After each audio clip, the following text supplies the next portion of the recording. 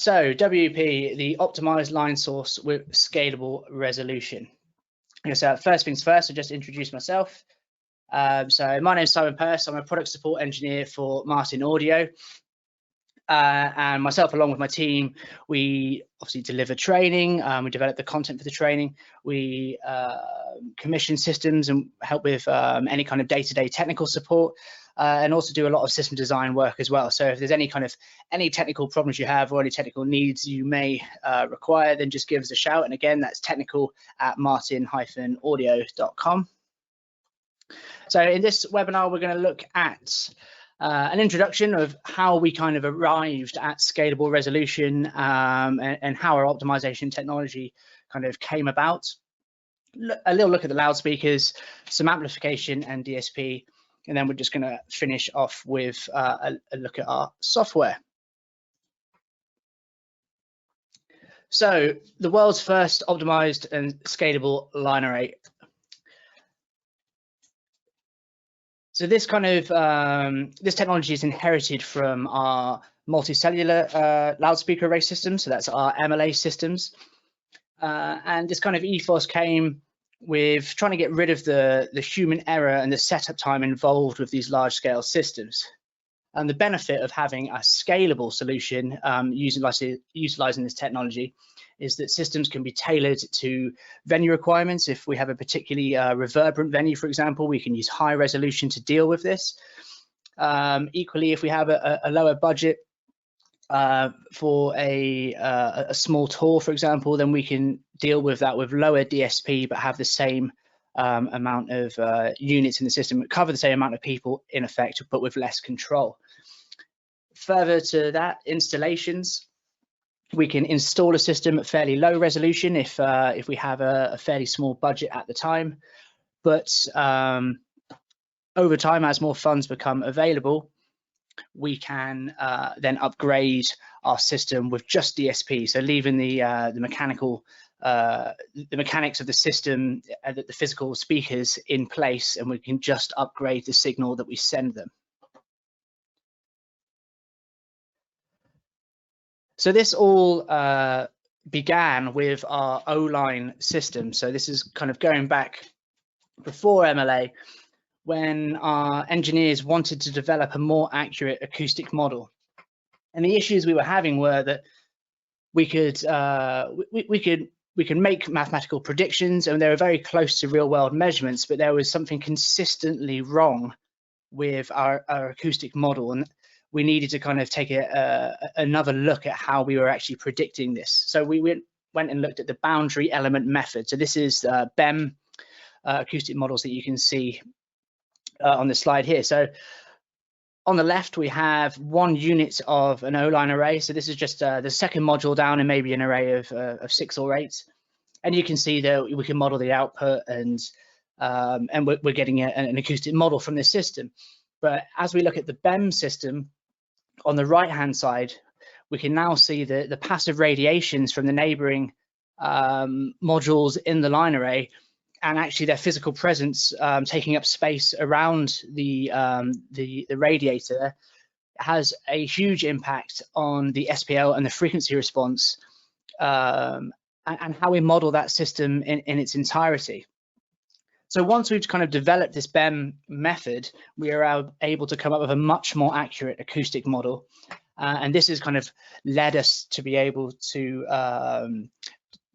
develop this technology into the way of optimized systems by beginning with this model, being able to create accurate predictions, and then being able to create frequency or presets rather, which can then reflect what we want in the real world. So to put this into context of larger line arrays, in the beginning, we had uniform drive systems. So when you had a large line array either side of the stage, we had in effect 3 DSP sets. So 1 for the HF, 1 for the mids, and 1 for the LF there. And that's just a standard uniform drive line source or line array. As technology sort of improved, people started using band zone systems, and this is where we have maybe 3 channels for the HF, so that we have different EQ or levels or kind of gain shading in the HF, moving from the back of the audience to the middle of the front rows, maybe 2 channels for the mids, and then due to their wavelengths and normally line length, sticking to the one set of DSP for the LF there in a band zone system. But now we have this boundary element method. We could actually see that by breaking up the HF in a line array like this, in this band zone system, we're actually almost having 3 separate line arrays, really. We've split the array into 3 distinct parts. If you're going to split the array up, then you've kind of broken the array in the way that the arrays interact with each other anyway. So we thought, why not take it one step further and just completely destroy the line array in a way and come up with this multi-cellular approach, which was the birth of our MLA system. So here you can see that we have a different channel of DSP and amplification for every single cell within the line array. So we have independent control of all of the HFs, all of the mids, and all of the LFs there. Of course, that is a huge amount of control, and being able to utilize these tools effectively is going to require some kind of software. So this is where our display software came in. So we're trying to get rid of the human error, trying to get rid of the mathematics, and kind of come up with a user interface, I guess, to be in front of potentially 144 channels of DSP for that single array. If you've got 24 boxes of MLA either side of your stage, then you've got 144 channels of available different FIR filters, etc. So to be able to deal with that effectively, Ambrose and our other R&D technicians came up with the display software, which effectively allows you to define an SPL profile from front to the back, and then it comes up with a filter set for each one of these DSP channels, which allows you to get a more even frequency response as you move from the front of the audience to the back. And furthermore to this, it also allows us to actively avoid areas such as the stage, or for neighbors, for example, in most large-scale festivals these days, or any gig. To be honest, with that matter, noise pollution and keeping the neighbors happy is almost as important as an even frequency response across the audience. So I'm not going to go into how display works specifically. We have webinars which focus on how scalable resolution works with display or MLA or even O-line, specifically like an hour lecture on these subjects. So if you want to check those out, there on the website under the training section. But as you can see, I'll just go back there again. It evens up the frequency response as we move from the LF on the left to the HF up on the right. I won't go into the index plot above that, but we talk about that in a lot more detail in our other webinars on display. So this technology allows us to create an even frequency response across the audience from the start, from the front row to the back row. And what we're kind of hoping to achieve is an SPL drop-off, which is sort of even and consistent from the front to the back. And this allows us to keep an even frequency response from the front to the back. So when you're making a decision at the mix position, you can tune the system there, and the software, if working correctly, will replicate those same changes at the front and the back in even amounts. So whatever change you make at the front row is going to be the same at the back. It's just the SPL which changes. The frequency response should stay the same. But furthermore, with this technology, we can actually change the DSP set that we send to the array whilst it's up in the air. So if we suddenly realize, oh, actually there's some, we have some problem frequencies on stage, there's something we need to address, then we can make a new optimization where we are actively avoiding the stage. And we can now put that into our, in this case of the MLA system, we can send that up to the arrays via our ViewNet software. And now we can actively avoid the stage. Equally, if we're getting some noise complaints from beyond the throw of the festival, we can do something about that with DSP. We don't need to drop the array. We don't need to change any angles or the mechanics of the system. We can literally just send a new DSP set up to the array. And now we can actively avoid our neighbors. And of course, this technology led to a huge amount of awards for all of the different models within the MLA series. So whether that's mini, compact, or the larger format MLA itself. This is obviously very well received, as this is a very large problem which MLA has resolved.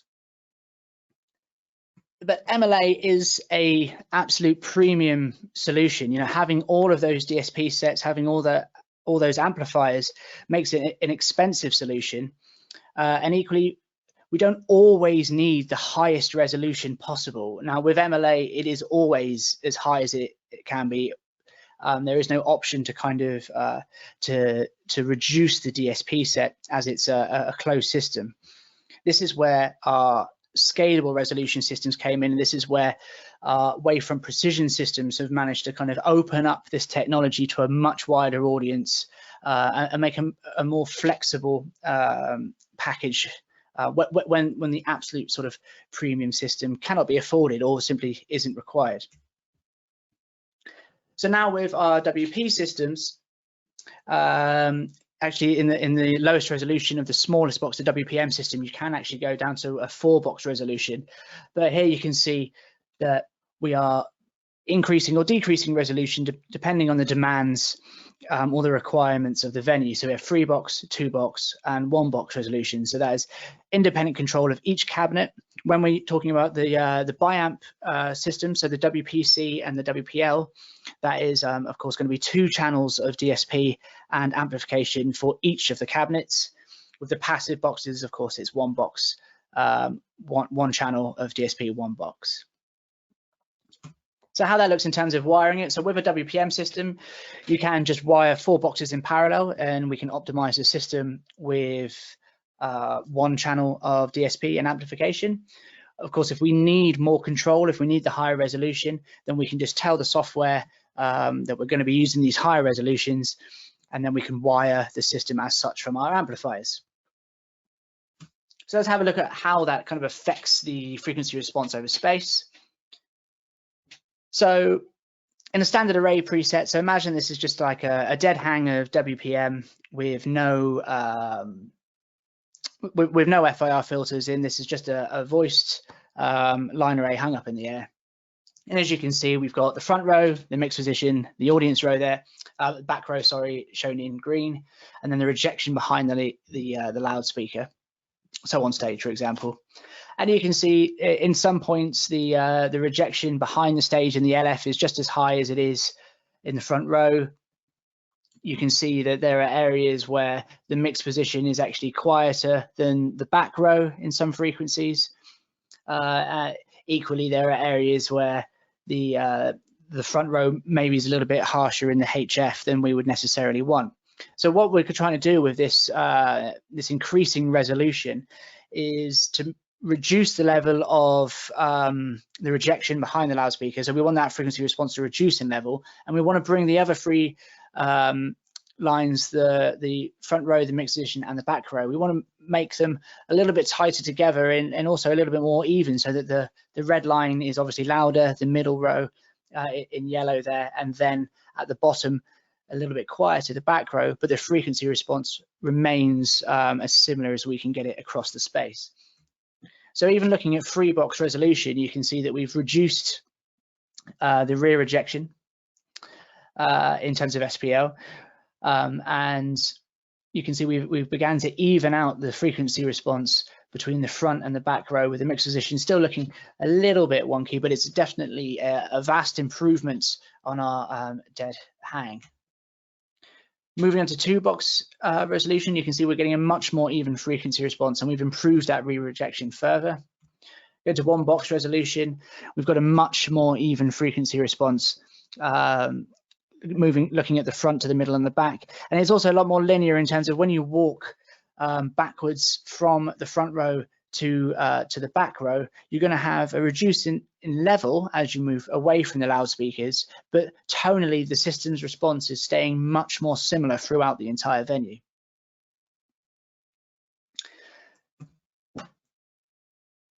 So looking at the 4 cabinets which make up this series, we've got WPM, WPS, WPC, and WPL. And WPM being the smallest of the systems, it's two 6.5-inch LF drivers. We can go either from 1 to 4 box resolution with this system. It's a passive enclosure. So up to 48 channels for one IK42 amp rack. So you can fit a huge amount of loudspeakers if required on one amp rack. Moving up to WPS, 1 to 3 box resolution, and again another passive enclosure. So obviously being a slightly higher power box, it's a double 8-inch driver for the LF. We've reduced the amount of or how far you can go in reduced resolution simply because we need that extra power. WPC and WPL both biamp. WPC you can have 1 to 3 boxes in terms of resolution, and WPL 1 to 2, 1 or 2 box resolution. So as we go up in power, obviously we cannot reduce WPL resolution to 3 boxes simply because of the nature of the cabinet itself. The WPC is a double 10, and the WPL is a double 12. All horn loaded throughout the entirety of the system, the series rather. And of course, they all work in terms of the software in the same routine. You select your resolution, and then you can then optimize the FIR filter set which you require for that PA. So just looking at a couple of examples here. So this is a 3 box resolution for the passive WPM or PS systems. With one IK42 amplifier there, we can make we can use this for 12 cabinets, or even further if we go down to 4 box resolution with the WPM system. If we need higher resolution, then we need more channels of amplification and DSP. So here we have another 12 cabinets, but of course this time we need 12 channels of DSP for the 1 box resolution. Looking at the biamp system, so the WPC, the WPL, we can have a 6-box array here.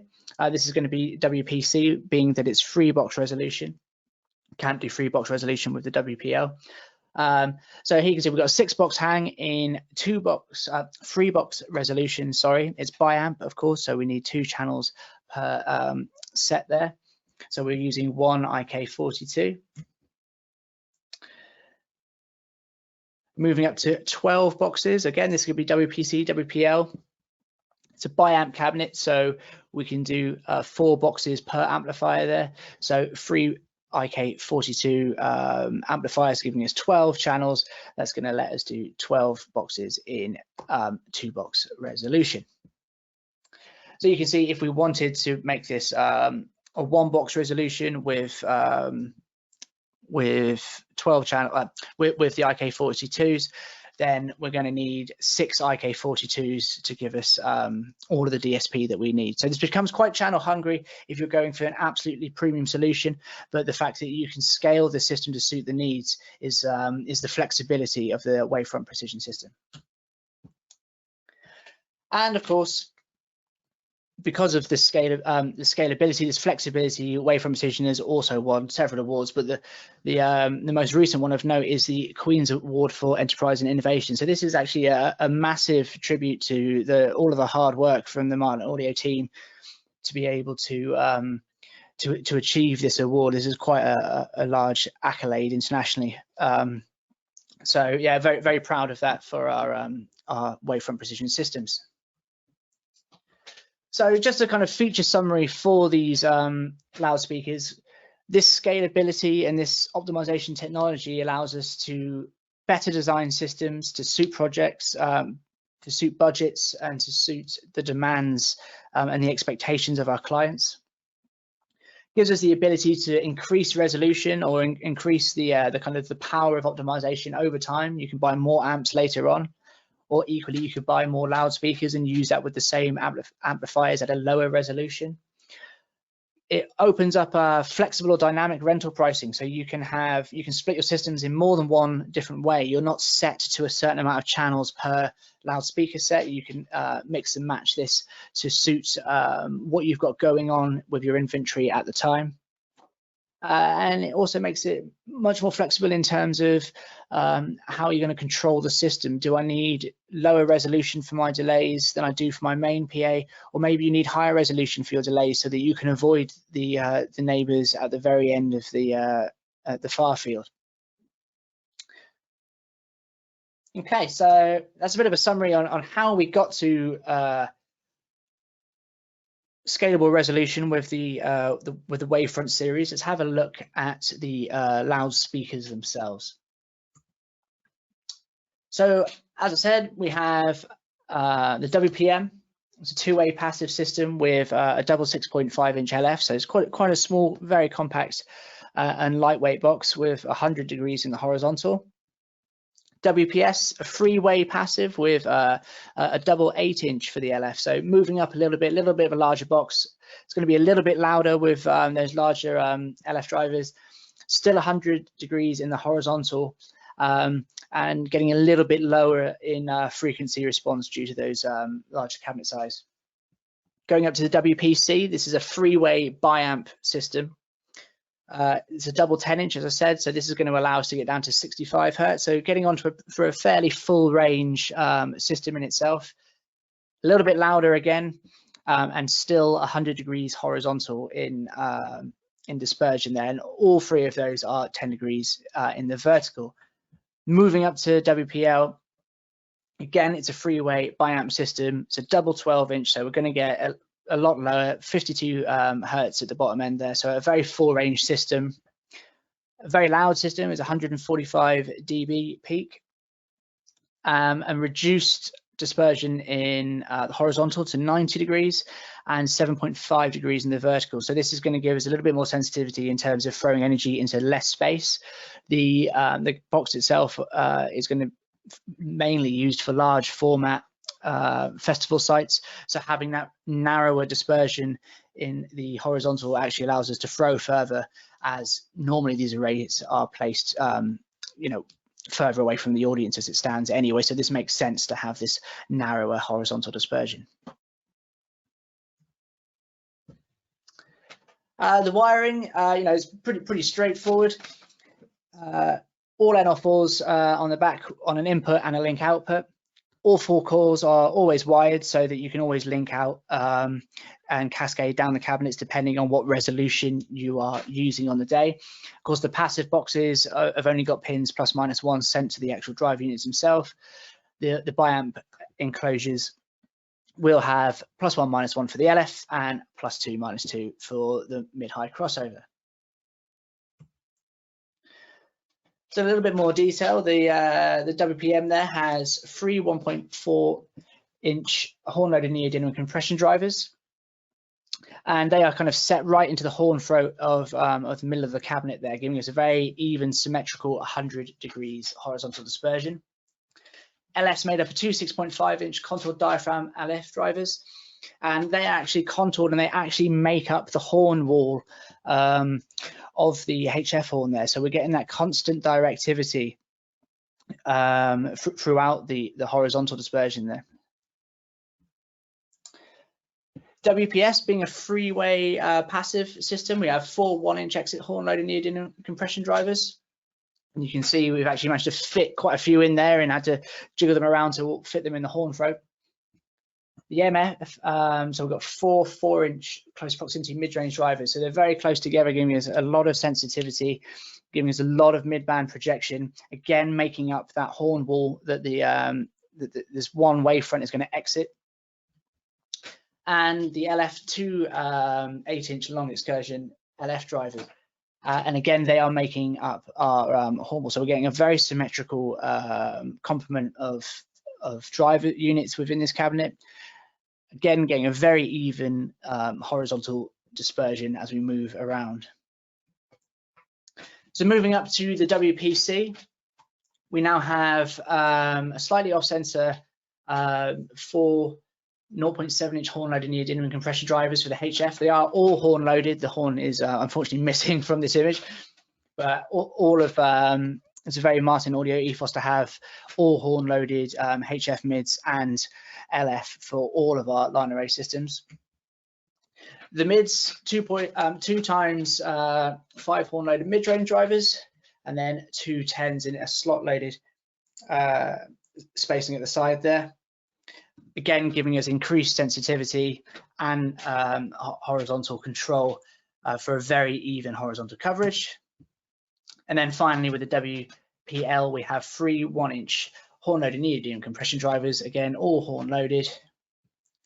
2 6.5-inch horn loaded mid-range drivers, and then 2 12 slot loaded low frequency drivers. And again, this gives us increased sensitivity. Having everything horn loaded gives us more pattern control, more sensitivity, more control on the output. And again, I should mention that all of these systems use multiple smaller HF drivers rather than using one larger diaphragm HF driver, which would force us to cross over the HF a little bit lower, and that would kind of affect our mid-range system. So Martin Audio have a very present sort of mid-range sound, and this is because of the use of these multiple HF drivers, allowing us to keep our mids all in one crossover band of the system, and our HF kind of above the vocal range, giving us a very characteristic Martin Audio sound. So feature summary, very compact line array series. There's a lot of technology and a lot of thought gone into the design of all of these systems.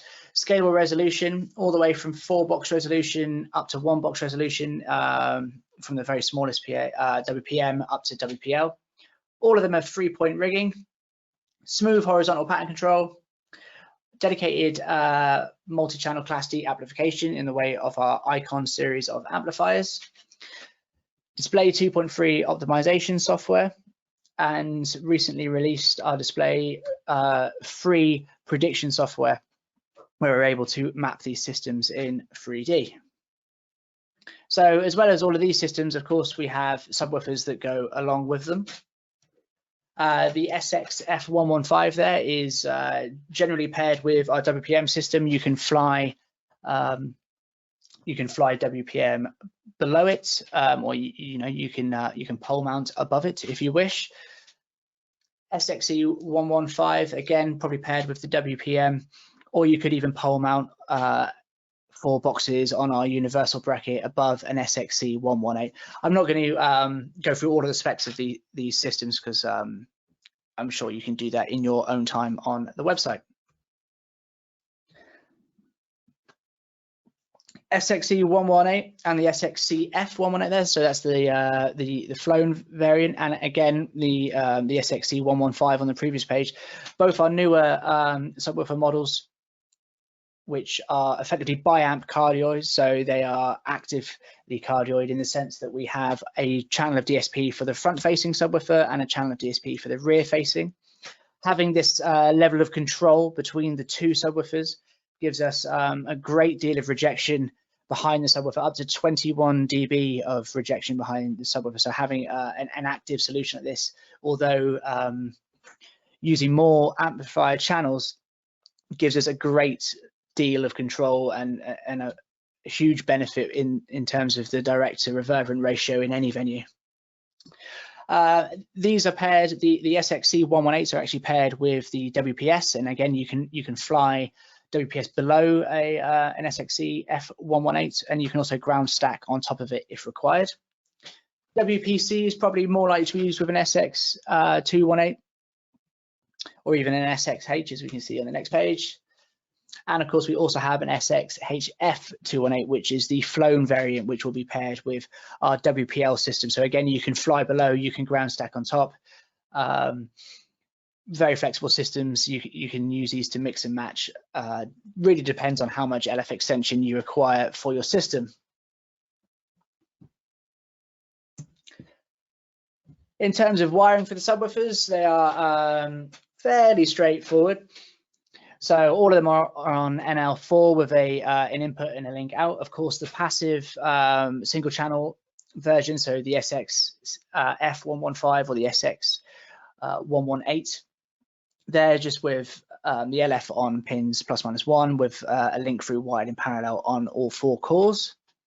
The SXE 115 or the 118 there, the cardioid subwoofers, being a biamp enclosure, ±1 will be the front LF, ±2 will be the rear driver. Of course, you can link out and you can daisy chain these together as required.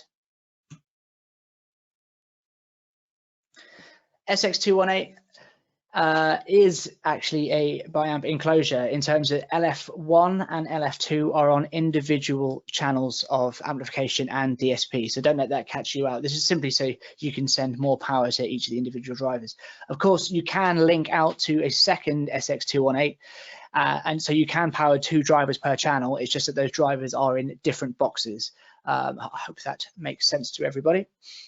The SX-H218 and the same as the flown variant has both LF drivers wired on pins ±1, and there is a pin swap on the link out. So this subwoofer, you need to make sure that you're plugging your input to the input NL4, and the link out must go to the next subwoofer. So this allows us to basically send our second channel to the input of the next subwoofer, and just using the subwoofer effectively as a pin swap that we pass through. Okay, so just a feature summary for the subwoofers. We have a subwoofer complement for every WP product, huge amount of rigging, hardware. Like I said, there's a specific webinar on each of these products, or each of these models rather, within the series. So if you want more of any more detail then on a specific model, the WPM or PC, for example, then there is a webinar which will go into more detail. Flown subwoofers use the same touring grids as WP. So the SXC F118 will use the WPS flying grid. The SXHF 218 rather will use the WPL flying grid. So it's all part of the family and all part of the same series. Flown variants, of course, the SXCs are cardioid by nature, but if you wish to fly the SX11F115 or the SXHF218, you can, of course, reverse a middle subwoofer, for example, so you can fly a cardioid array with cardioid presets, which we, of course, have available in ViewNet. Okay, so a little bit on amplification and DSP. So as I said, this is a closed system, so we need to guarantee sound quality, we need to guarantee power, and we need to guarantee that our DSP works in a way which we can control. So the WP system is locked to our Icon series of amplifiers. They come as a closed package. Huge amount of power, so up to 20,000 watts in the IK42 there at 2 ohms, 10,000 watts into an IK81. So this is the IK81 is actually static in terms of its output overload. So it doesn't matter if I have a 2 ohm load, it doesn't matter if I have a 16 ohm load, it's always 1250 watts output on an IK81. Auto sensing mains, so it doesn't matter whether I use this in the States or in Europe. 96 kilohertz DSP.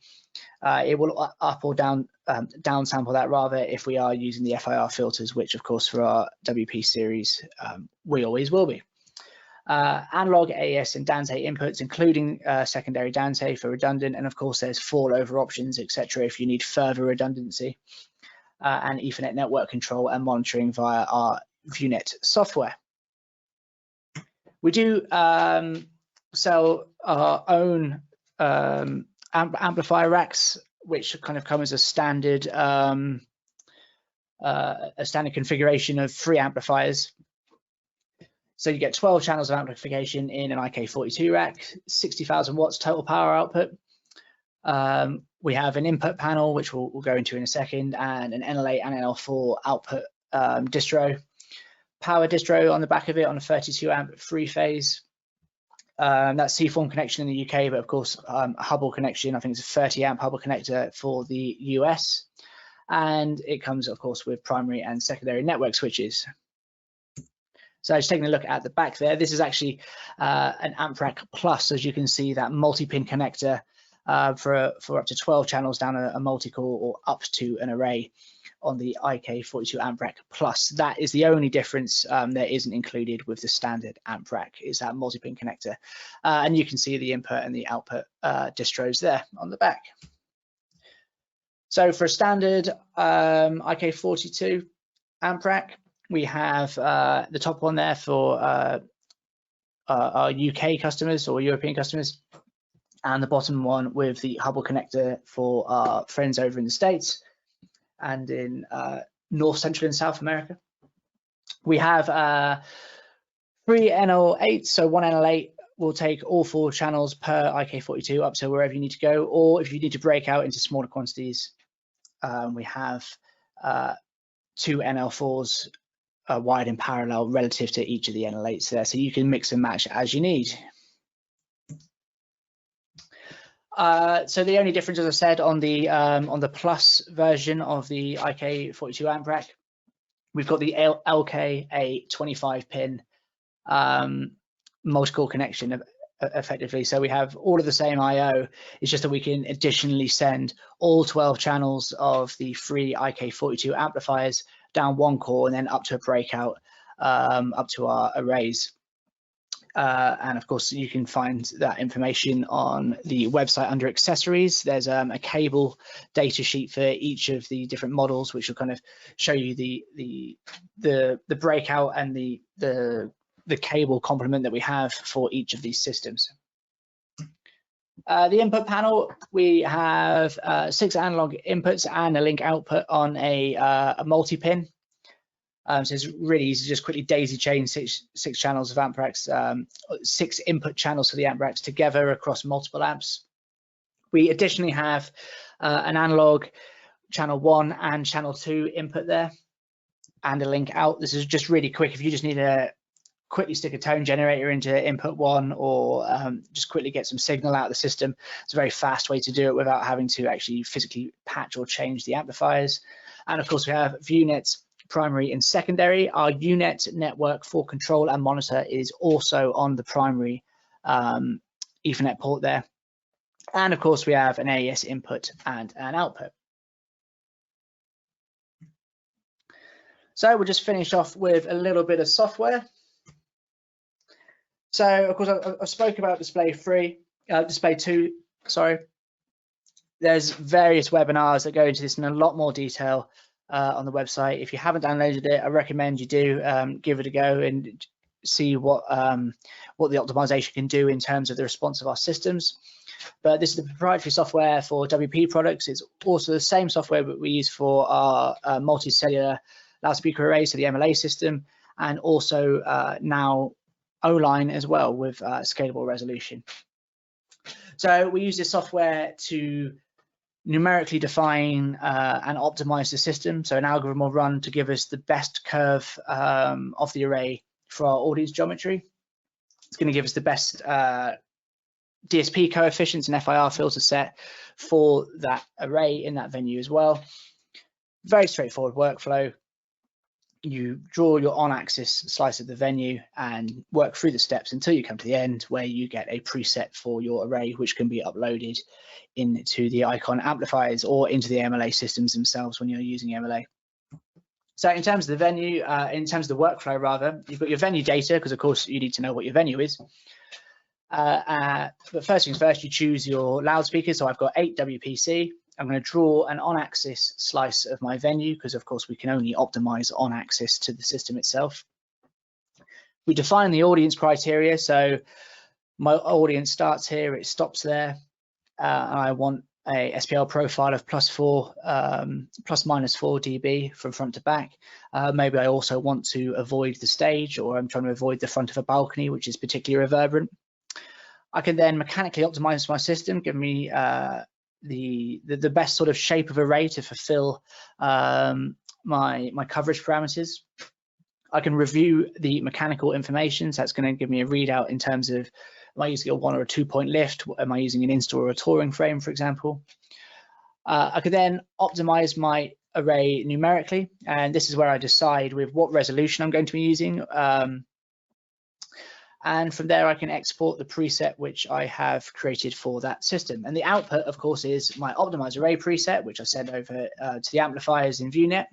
I can export mechanical data in terms of a rigging printout. I can export ease data, so I can actually model this in ease. Only works in ease 4, simply because this is the only way you can model an optimized system is in ease 4. Throughout the AFMG software packages, and you can also export a 3D wireframe if you require some mechanical information to stick into a CAD or any kind of presentation work. So as I said, workflow, we draw an on-axis slice of the venue, and you can see there's my audience area there, start to back. Then define these areas. So I've got my audience, I've got my hard void shown in blue there, and the red is just showing us non-audience areas. So it's areas we don't want Spill to go into specifically, but areas that we're not actively avoiding. I then calculate the display angle. So I literally just hit optimize, and the array will come up with the best shape, or the software will come up with the best shape for the array rather. I can then select my my box resolution, and then I can optimize my system and upload my FIR filters to the amplifiers. So it's a very logical workflow, just moving through the software from start to finish. So it's very important that every time an array is deployed, it must be optimized to suit the venue geometry and the audience requirements. So there isn't a standard preset for any WP system or any of our MLA systems. It's very important that the array shape is chosen. It's very important that the FIR filter set is optimized for that shape of array for that venue, because it makes a huge difference in the into the response of the system. It delivers a very even frequency response throughout the audience, and obviously that's something which I mentioned earlier. As you walk from the front to the back, you only really want to be aware of the drop in the SPL, the frequency response. You would hope would stay the same, so you're not kind of changing the tonal. You're not changing the tonal balance of the system as you move around the venue, just changing the SPL. You can create multiple optimizations for each array to suit changing venue conditions. So if at the start of the day you optimize the system and you're very happy with the results, that's fine. It might be 20 degrees out and it's 50% humidity. Maybe later in the day it's 30 degrees now and it's only 30% humidity, and that's going to have a huge difference or a huge effect on the way that the energy is propagated through the air.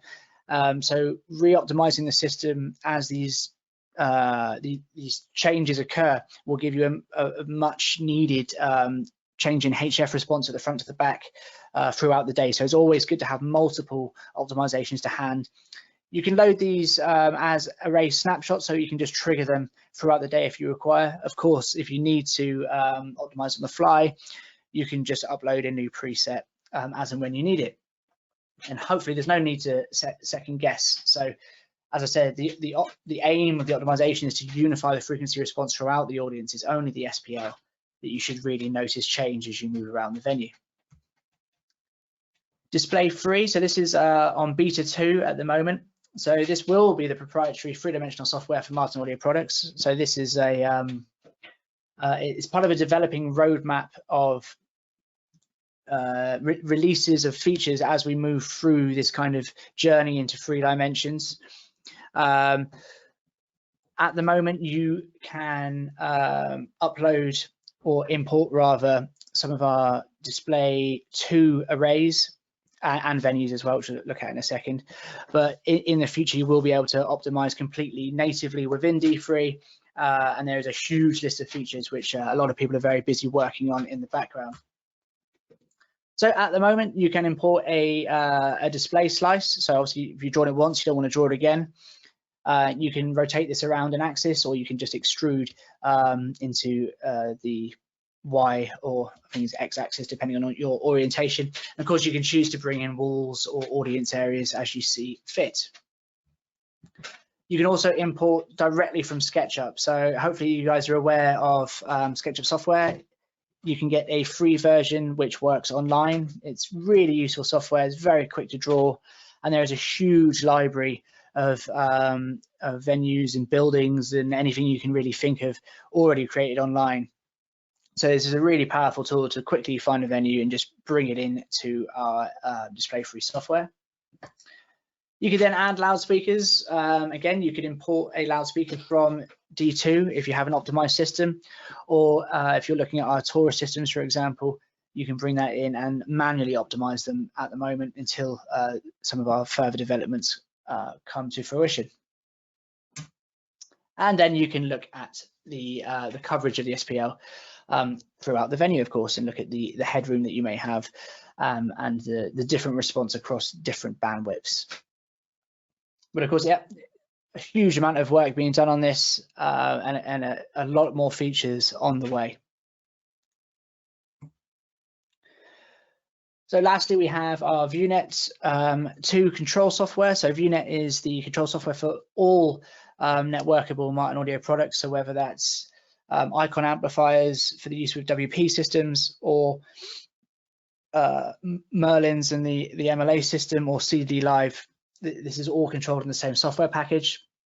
We use the software to upload the presets and the optimizations that we created in D2 previously.